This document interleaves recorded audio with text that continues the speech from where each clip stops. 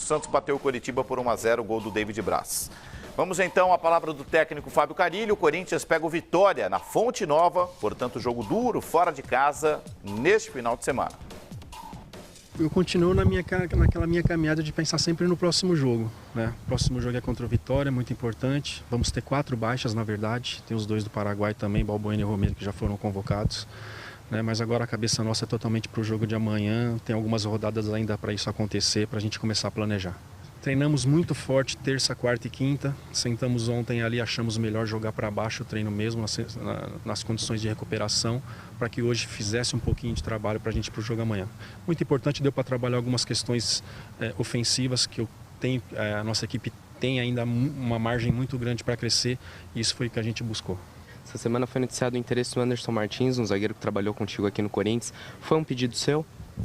Não foi um pedido meu, mas é um jogador que interessa bastante. Chegou a informação, eu não sei se é verdade, de que ele estaria se desligando do futebol árabe, do Catar. E se isso realmente acontecer, pode ter certeza que o Corinthians vai entrar na briga por esse jogador. Deixa eu fazer um comentário, é uma opinião minha, particular. Fosse há um tempo, alguns anos, 10 anos, 15, sei lá, a gente já estaria aqui criando espuma em cima dessa declaração, porque não foi uma indicação do técnico a chegada do Anderson. Ainda assim, o Carille foi com a diretoria, disse que, gosta do jogador, que se vier será bem-vindo, etc. e tal. Mas como ele é um cara muito sincero, muito trabalhador e faz um bom trabalho já com um carimbo de campeão, né, nesse pouco tempo que ele tem como técnico efetivo do Corinthians, a gente pode interpretar e deve, né, como uma declaração mesmo de peito aberto, né, como um cara que lida com a verdade. A gente se acostumou muito tempo lidar com um técnico que maquiava aqui, que dava uma letrinha ali, e, enfim, dava muito mais margem para a interpretação, para as críticas. Pô, tá chegando um jogador que o Carille não pediu, isso tem esquema de margem para interpretar que tem esquema de empresário, quem é que trouxe o cara e tal. Hoje não, né? Quando as coisas são lidadas com mais verdade, com mais sinceridade, eu acho que a gente tende a amenizar, a não tentar achar tanto erro, né? Sabe uma primeira questão que eu vejo? Ele não é centralizador. Ele não é. Tudo tem que passar por ele. Passa também por ele. Então, não nasceu dele a ideia, mas alguém da diretoria, diretor executivo, chegou, Carille, olha aqui, tem esse nome, me agrada. Ele não pensou. Normal. Nem o imaginou futebol que é assim. Exatamente. Talvez o perfil do treinador mudou muito nesses 10 anos para cá. E esse corte é bem interessante. Não são mais centralizadores, né? Então, acho que a diretoria levou o nome a ele e ele aprovou. Uma coisa se ele dissesse, olha, não aprovei, mas a diretoria está trazendo. Aí, a gente podia desconfiar. Mas ele dizia que, olha, não partiu... Como que a gente dizia um tempo, jogador do presidente, ou jogador do diretor. Né? Como se fosse algo descolado do técnico, né? Como se fosse... Bom, vamos falar um pouquinho do jogo. E aí, Facincani, Vitória e Corinthians? É um jogo complicado por se tratar fora de casa, mas tem de lembrar que o Vitória também não joga em seu domínio, né? Porque o Barradão vai passar por certas reformas agora e o Vitória vai utilizar a Fonte Nova, que é a casa tradicional do Bahia. Apesar de estar em Salvador, não é a casa do Vitória e sim do Bahia. Então é um jogo de alto risco, porque o Corinthians vencendo fora de casa, ele consegue, né, somar uma vitória que até agora não veio no campeonato, empatou em casa contra a Chapecoense, dá aquele primeiro passo inicial para voltar a uma zona de classificação para as principais competições sul-americanas e, em especial, né, o Corinthians também coloca essa confiança numa semana que foi importante para o principal jogador da equipe, o Rodriguinho, convocado para a seleção brasileira e com justiça. Até porque, em 2017, o Rodriguinho, atuando no Brasil, para mim, era um dos principais jogadores, se não o jogador mais regular. Eu já entendo, então, que a convocação dele foi justa. Foi justa. Ele é o jogador mais regular em 2017 no futebol brasileiro para mim, né? Porque, mas jogou o Campeonato Paulista. Mas o Corinthians está na Sul-Americana. Não, na Sul-Americana ele foi bem também, né? Peraí, mas aí é o que o Corinthians tem a disputar. Se o Corinthians tem a disputar esses torneios, e nesses torneios ele vai bem, chama a responsabilidade de um time do quilate do Corinthians, e além de tudo, dá títulos, porque o Corinthians foi campeão paulista, mas não é o Paulista. Não, não é o Paulista. O Palmeiras queria ganhar o Paulista, o São Paulo queria ganhar o Paulista, o Santos queria ganhar o Paulista e não ganharam. Ganhou o Corinthians com a competência de ter um cara dentro de campo que fez a diferença, que foi o Rodriguinho. Então, ele estando nessa regularidade e sabendo que no banco de reservas da seleção está um cara que trouxe o Rodriguinho para o cenário Corinthians, que é o técnico Tite, que o adaptou inclusive a outras funções na equipe em 2015, jogando de volante, jogando de meia. Rodriguinho atuou em muitas vezes quando o Elias estava na seleção machucado.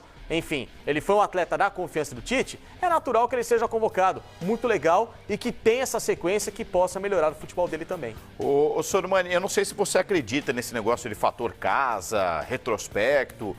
Eu vou só te dar uma informação e queria te ouvir a respeito. Vitória no Barradão em 2017. 13 vitórias, 1 empate e 1 derrota. Mas o Vitória não joga no Barradão contra o Corinthians. Isso é reforço para o time do Carille? Acho que sim, acho que sim. É onde o time está acostumado a jogar. Conhece ali o campo, usando um clichêzão aí do futebol, conhece os atalhos do campo, né, os jogadores. Os números são expressivos e não são números quaisquer, né? São números fortes, né? 13 vitórias, 1 empate e apenas 1 derrota. Então, é um resultado, é uma notícia tanto para o Corinthians não ter que jogar no Barradão, e sim na Fonte Nova, que a gente sabe que não é a casa do Vitória. O Vitória joga no seu Barradão, enquanto o Bahia utiliza mais a Fonte Nova. Então, eu acho que sim, o Corinthians tem um grande trunfo, né, entre aspas, em mãos. Eu só queria falar um negocinho do Corinthians, Vilani, se você me permite. À vontade. O Corinthians, para mim, eu estava aqui pensando no Corinthians, né? Vendo esse Corinthians, vendo trabalhar o Carille, os jogadores, a dedicação. Você pega o Romero é um jogador emblemático, né? Ele é um símbolo da raça corintiana, né? É um jogador que o torcedor sempre quer ver. Aliás, eu não sei porque o torcedor pega no pé. Tô sendo até contraditório ao dizer isso. Na Arena Corinthians, não. Na Arena Corinthians... Não pega, né? Não, apoia, gosta dessa correria exato, desenfreada, louca do Romero. A gente pega no pé dele. A gente cobra mais de um atacante do porte do Corinthians do que entrega ao Romero. A gente critica, né, eu digo.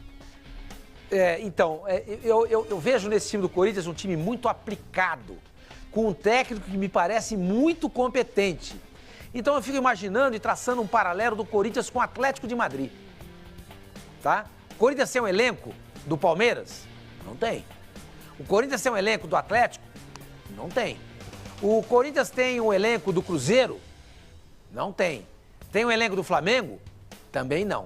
Mas a aplicação desse time, a dedicação desses jogadores, a inteligência e a sensibilidade do seu treinador, o Carille, podem transformar o Corinthians com um elenco inferior a esses times numa espécie de Atlético de Madrid.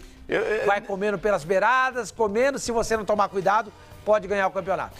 Talvez até o Botafogo, né? Para não ir tão longe, para não precisar atravessar o Atlântico. O Botafogo comemorou nessa semana uma classificação com uma alegria dobrada, né? O rival famoso, o Rico, fica de fora na quarta-feira. Ele entra em campo todo arrebentado, né? O Jair Ventura olhava para o banco, não tinha um zagueiro de origem. Ele teve que improvisar um jogador de meio campo na lateral nos últimos 10 jogos. Já não tem lateral direito há muito tempo. Joga com 3 volantes. Quando tentou jogar, partir para cima, quando tentou jogar com 2, foi atropelado pelo Barcelona em casa. Tem algum paralelo, Fábio Azevedo? Tem. Mas aí eu volto naquele tema do Flamengo e encaixo o Botafogo e o Corinthians entendem as limitações e atuam com elas. Não acham que são mais do que são. Agora, o Botafogo na Libertadores, o Corinthians na Sul-Americana são diferentes das outras competições que eles jogam.